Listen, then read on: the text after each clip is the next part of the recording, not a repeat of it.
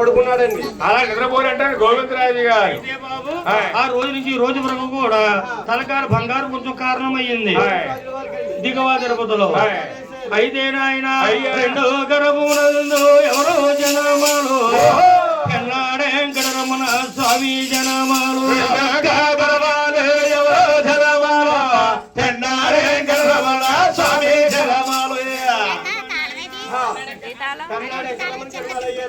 ఎక్కడుంది బాబు? పెన్నాడు అంటే ఎక్కడుంది? శ్రీకాకుళం జిల్లాలో ఉంది పెన్నాడ. అక్కడికి ఇద్దరు జన్మించారు.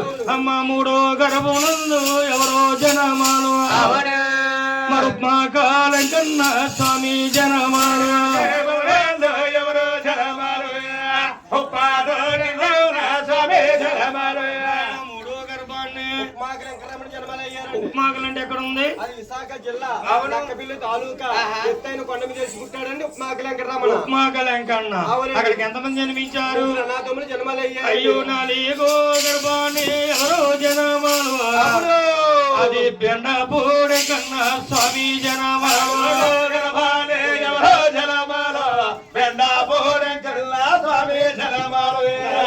ఊరుకోండు గురువు గారు. ఏ బాబు ఇంకా నెయ్యు ఎదురుగా కూర్చున్నారే మా మామగారు.